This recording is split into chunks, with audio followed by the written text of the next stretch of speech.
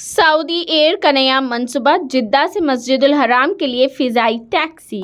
उम्रा ज़ायरीन के लिए एक और सहूलत। ममलिकत की कौमी एयरलाइन की जानिब से एक सहूलत बख्श पेशकश। सऊदी एयरलाइन की जानिब से जल्द ही फिजाई टैक्सी सर्विस का आगाज किया जाएगा। 100 इलेक्ट्रिक तैयारों की खरीदारी का मुआहदा कर लिया गया है। बिजली से चलने वाले ड्रोन की तर्ज के इन तैयारों में 6 मुसाफिरों की गुंजाइश होगी। तैयारा जिद्दा इंटरनेशनल एयरपोर्ट से मुसाफिरों को बराह रास्त हरम मक्की शरीफ ले जाएगा। मुकामी मीडिया के मुताबिक जिद्दा में मुनाकिद दूसरी हज व उम्रा कॉन्फ्रेंस व नुमाइश में अल सऊदिया एयरलाइन के पोलिन पर इलेक्ट्रिकल तैयारे का मॉडल रखा गया है। अल सऊदिया ग्रुप के director corporate communication engineer Abdullah Shahrani ने बताया कि बिजली से चलने वाले इन छोटे तैयारों में 4 से 6 अफराद के बैठने की गुंजाइश होती है। ये तैयारे 200 किलोमीटर तक एक बार चार्ज करने पर बाआसानी सफर कर सकते हैं।